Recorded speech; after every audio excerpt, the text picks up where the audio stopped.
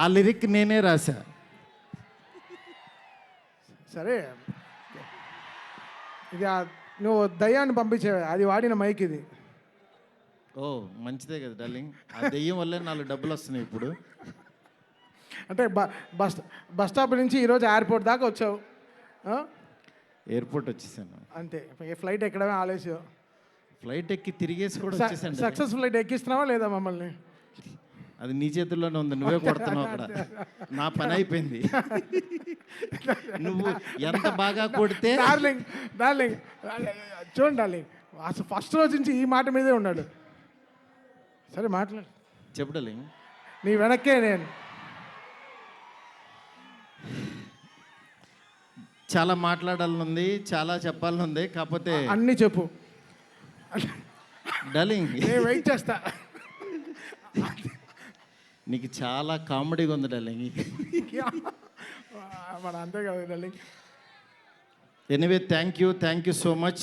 First of all రెబల్స్కి చాలా చాలా థ్యాంక్స్. ఎందుకంటే నేను తీసిన సినిమాని బిగినింగ్ నుంచి నన్ను ఎంకరేజ్ చేస్తూ ఇంత దూరం తీసుకొచ్చారు. అసలు ఈ సినిమా, ఈ మూమెంటు, ఈ ఈవెంటు ఇక్కడికి వస్తాను అని అనుకుంటున్నానంటే కారణం ఇద్దరే. ఒకళ్ళు నా కింగ్ సైజ్ కట్అవుటు రెబల్ స్టార్, అట్లాగే ఈ సినిమాని మేమెంత ప్రేమించినా సరే వెనకడుగు వేయకుండా మమ్మల్ని నడిపించిన వ్యక్తి విశ్వాస్ సార్. విశ్వాస్ సార్, మీకు ఎప్పటికీ రుణపడి ఉంటాను సార్. ఎందుకనంటే ఆయన లైఫ్ పెట్టేశారు ఈ సినిమాకి. పీపుల్స్ మీడియా మొత్తం, పీపుల్స్ మీడియా స్టాఫ్ కానీ, పీపుల్స్ మీడియాలో పనిచేసే ప్రతి ఒక్కళ్ళు కానీ, మనం ఈరోజు ఏదో ఇది నేను చెప్తున్నాను, ఒక సాదా సీదా ఒక ఫంక్షన్ కాదు ఇది. దీని వెనకాల చాలా చాలా కష్టం ఉంది, అంత ఈజీ కాదు.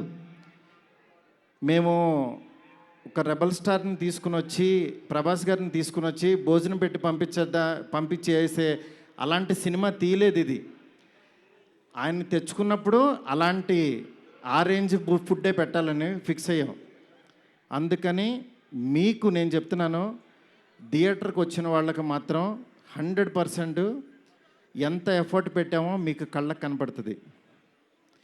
నెక్స్ట్ అసలు ఈ జర్నీ ఇక్కడ కొంచెం మాట్లాడాలి. నన్ను మా ఫ్రెండ్స్ అందరూ మాట్లాడమని చెప్తున్నారు.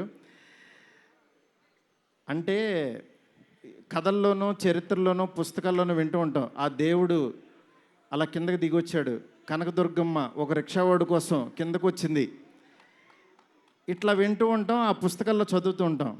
నా రియల్ లైఫ్లో ఆదిపురుష జరుగుతున్నప్పుడు బాంబే నుంచి కాల్ వచ్చింది.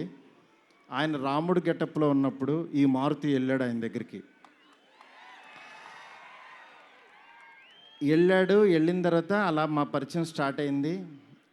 ఆయన ఆ రోజు బాగా నవ్వించానని అనుకున్నాను. కానీ ఆయన అంటే ఆయనకు అసలు అవసరం లేదు. ఎందుకంటే బాహుబలి హీరో. కాశ్మీర్ వెళ్ళినా, ఆఫ్రికా వెళ్ళినా, ఇంకెక్కడికో మసైబారా అని ఏదో మారుమూల గ్రామం సౌత్ ఆఫ్రికాలో ఎక్కడో వెళ్ళాం. వెళ్తే నేను ఫిలిం డైరెక్టర్ని అన్నా. అవునా అన్నాడు, పైనుంచి కింద చూశాడు. నా హీరో ఎవరో తెలుసా అన్నా. అంటే ఎవరని అన్నాడు. ప్రభాస్ అన్న. ఓ బాహుబలి హీరోనా అన్నాడు.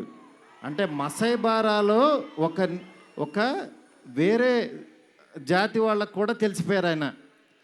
నిజంగా రాజమౌళి గారికి ప్రతి డైరెక్టరు చాలా చాలా చాలా రుణపడి ఉన్నాం. ఎందుకనంటే ఇవాళ పాన్ ఇండియా అని అందరూ కాల్ రేస్కి తిరుగుతున్నాం, కానీ ఒక వ్యక్తి లైఫ్ పెట్టేసి ఒక మీడియం రేంజ్ హీరోని ఒక పాన్ ఇండియాకి పరిచయం చేసి ప్రపంచానికి ఈరోజు ఒక పెద్ద కటౌట్ని నిలబెట్టారు ఆయన. నిజంగా మనం ఒక తెలుగు ఇండస్ట్రీకి ఈరోజు ఒక స్వర్ణయుగం లాంటిది.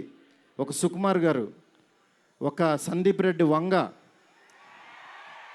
ఒక ప్రభాస్ గారు, అల్లు అర్జును, ఇట్లా అసలు ఎంతమంది, ఎన్టీఆర్ గారు, ఇట్లా రామ్ చరణ్, ఇట్లా ఎంతమంది స్టార్స్ తయారవుతున్నారు. నాలాంటి ఒక మిడ్ రేంజ్ సినిమాలు ఒక 11 సినిమాలు చేశాను.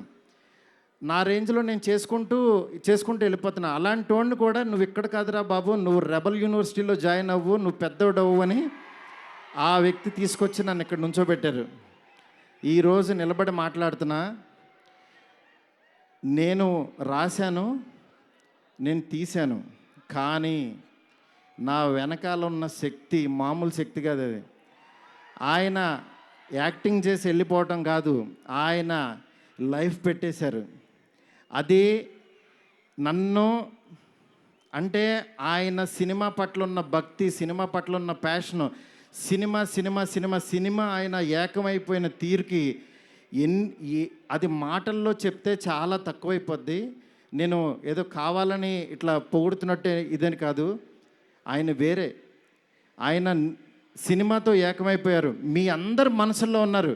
ఆయన ఆ ప్రతిరూపం ఇవాళ మన ఎదురుగుండా కూర్చుంది అంతే. ఇలాంటి దీంట్లో ఈ రాజాసాబు 3 ఇయర్స్ తర్వాత చాలా కష్టపడి ఇక్కడ దాకా తీసుకొచ్చాం. మాకు పండక్కి మీ అందరికీ మిమ్మల్ని ఎంటర్టైన్ చేయాలని ఒకటే ఆకాంక్షతోటి వేరే సినిమాలు చాలా ఉన్నా సరే అన్నిటి మధ్యలోకి ఇంత పెద్ద బడ్జెట్ సినిమాని చాలా ధైర్యంగా విశ్వప్రసాద్ గారు తీసుకొచ్చారు మీ ముందుకి. డెఫినెట్గా ఇది ఆల్ లాంగ్వేజెస్ మామూలుగా ఉండదు సినిమా, ఎందుకంటే ఈ జోనర్లో అంత పొటెన్షియాలిటీ ఉంది. నెక్స్ట్ ఈ జోనర్ నెక్స్ట్ లెవెల్కి తీయగలిగాం. అలాగే నార్త్లో అనిల్ తడాని గారు రిలీజ్ చేస్తున్నారు, ఇక్కడ మైత్రి ఫిలిమ్స్ ద్వారా రిలీజ్ అవుతుంది.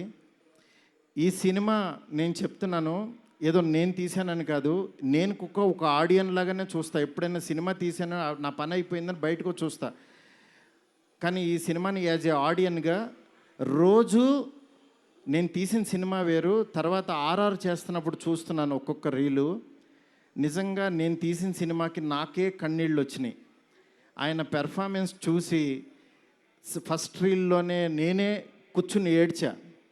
ఆయనకి మనోడు అలెక్సా లైట్స్ ఆఫ్ అని అంటాడు, అన్న తర్వాత నేను ఏడుస్తున్న సంగతి ఎవరికి తెలీదు. నిజంగా అంత గొప్ప పెర్ఫార్మెన్స్ని ఈ సినిమా కోసం ప్రాణం పెట్టిన ప్రభాస్ గారికి ఎంతైనా రుణపడి ఉంటాను. డార్లింగ్, మాటల్లో చెప్పలేను డార్లింగ్, నాకు ఏడుపు వస్తుంది డార్లింగ్ మిమ్మల్ని చూస్తే.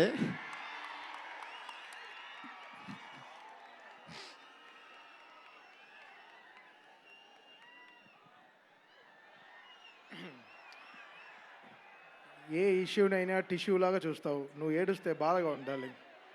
ఎస్కేన్, వీ నీడ్ యువర్ పవర్. ఇంకా ఇప్పడానికి ఏం లేదు, షర్ట్ ఇప్పటి యూ డిడ్ సంథింగ్ డార్లింగ్. నేను మీకు తెలీదు, ఎవరన్నా చనిపోయినా ఏడవను.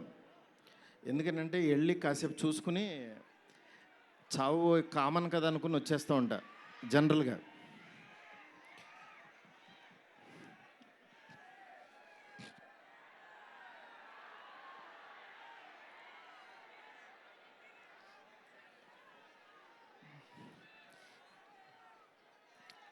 ఓకే, సారీ డార్లింగ్, ఎందుకంటే ఇది ఉండిపోయింది లోపల, ఇదంతా నా stress. Thank you darling, love you darling. ఇంకంతకు మించి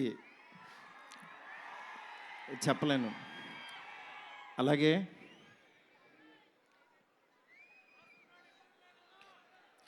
ఈ సినిమాకి మాలవిక, నిధి, రిధి ఒక్కళ్ళు కాదు, ప్రభాస్, సీనన్న, నెక్స్ట్ అట్లా ప్రతి ఒక్కళ్ళు చాలా ఎంత ఎఫర్ట్ పెట్టారు. Thank you so much. మీరు ఎదురుగుండా ఉంటే నా వల్ల కాదు.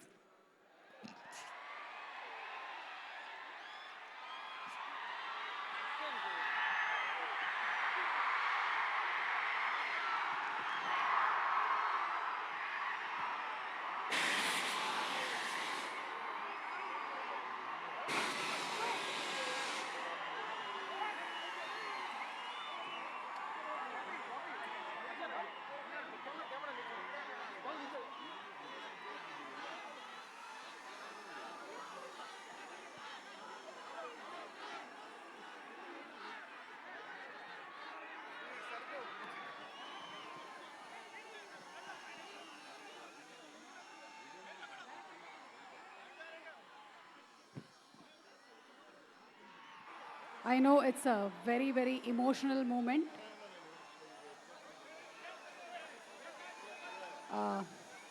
Maruti Garu, almost 3 years of journey, 3 years of friendship, 3 years of love.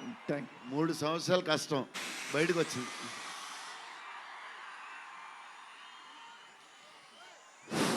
అయిపోయింది, నా పని అయిపోయింది, నా డ్యూటీ అయిపోయింది. నేను చెప్తున్నాను, సినిమా చూడండి అంతే. సినిమా చూడండి. సినిమాలో మిమ్మల్ని ఎక్కడన్నా 1% డిస్సాటిస్ఫాక్షన్ చేసినా నా ఇంటి అడ్రస్ పెడతా, రండి. 1% రెబల్స్ కానీ, ఫ్యాన్స్ కానీ, ఫ్యామిలీస్ కానీ, ఈయన్ని ప్రేమించే ఎవరైనా సరే మమ్మల్ని డిసప్పాయింట్ చేసావు మారుతి అని అంటే, విల్లాన్ నెంబర్ 17 గుర్తుపెట్టుకోండి, కొండాపూర్లో ఉంటుంది, కొల్లా లగ్జూరియా, అక్కడికి రండి. ఇన్ని రోజులు మట్టి నేను ఈయన ఫోటోని ఇట్లా చూపిస్తూ ఉన్నాను కదా, ఇప్పుడు ఈయన్నే చూపిస్తున్నా. Vishwa sir, please come sir. People media factory అధినేత టీజీ విశ్వప్రసాద్ గారికి గట్టిగా చప్పట్లతో ఆహ్వానం పలుకుదాము.